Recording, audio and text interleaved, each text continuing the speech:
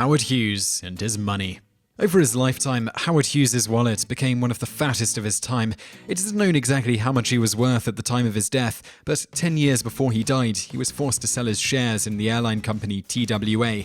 The payout? $546 million, about $3.8 billion today, estimated by some to have been about a third of his net worth.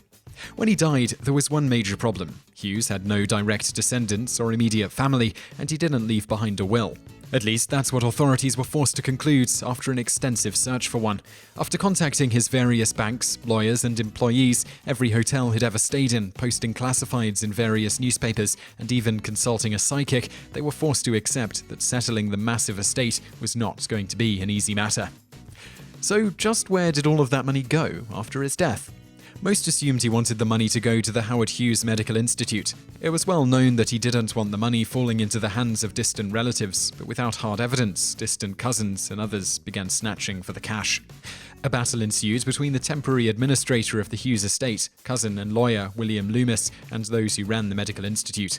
It was a multi-state war, with Nevada, California, and Texas all claiming to be responsible for the distribution of the estate, and all of which had their own laws about inheritance. While the various parties were fighting it out, a couple of different wills surfaced, though eventually they were thrown out as fakes. A notable one was a 3-page document that declared that Melvin Dummer, a gas station attendant, was to inherit 1/16 of Hughes' fortune. Supposedly, Dummer had once picked Hughes up off the side of the road and gave him a ride to his hotel, and Hughes was so grateful that he left Dummer a huge chunk of money. In 1978, the will was thrown out as a forgery. Next, wives started emerging from Hughes' past, taking advantage of his reclusive reputation to explain why no one had heard of them before. Terry Moore, an actress, claimed to have married Hughes twice, but provided no documentation to support her assertions. She did, in fact, live with Hughes in the 1940s, but her claim that they were not only married, but never divorced, was called into question, given the fact that she was married 3 times after her supposed marriage to Hughes. Nevertheless, she must have put forward a good argument, or at least pestered the estate managers so much that they decided to pay her just to get rid of her, because she was paid $400,000 by the estate. Later, Moore wrote a book titled Beauty and a Billionaire, which made the bestseller list, likely lining her pockets a bit more.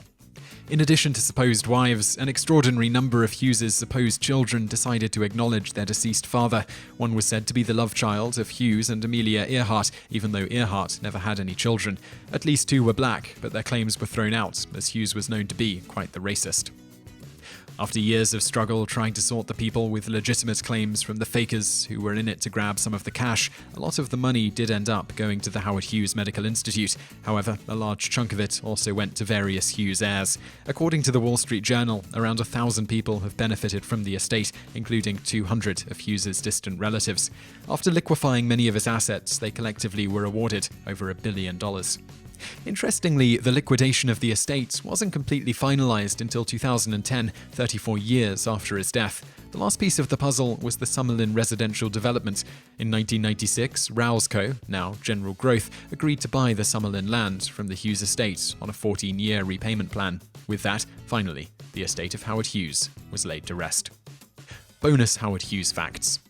Howard Hughes was born on Christmas Eve in 1905 into a family who ran a very successful oil tool business. He inherited that business when he turned 18. His parents had died the year before, and just like that, he was a millionaire.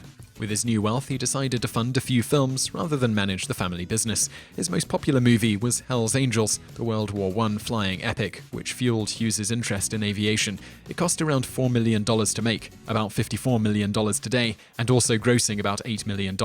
It helped catapult Howard Hughes into Hollywood fame. His name was even coupled with the likes of Ginger Rogers, Ava Gardner, and Katharine Hepburn. Bonus fact 2. Hughes' true love was flying. He suffered from partial deafness and complained of a constant ringing in his ears, but when he was in the air, the ringing stopped, or at least was drowned out by other noises. Credited with many successful aviation inventions, he was also well known for the Spruce Goose, a wooden seaplane that Hughes worked on tirelessly until its completion in 1947. The plane was only flown once, partially because Hughes began withdrawing from aviation and from society after being involved in a horrific plane crash in 1946. Bonus fact 3. Hughes lived a fascinating life, but the end of his life was nearly as interesting, if a bit peculiar. He gained a reputation as a recluse, conducting nearly all of his business from a suite in the desert hotel, which he owned. According to the few handlers who managed things for him, the fabulous Hollywood playboy started letting himself go in the last 25 years of his life. His hair was constantly dirty, and his teeth were rotten. He became addicted to drugs and had an obsession with germs. When he died on April 5th, 1976, he weighed just 92 pounds. So I really hope you liked that video, and if you did like it, click like below and leave us a comment to let us know what you think. And also check out a couple of our other videos, which are linked to on the screen now, and don't forget to subscribe for brand new videos every day. Thanks for watching.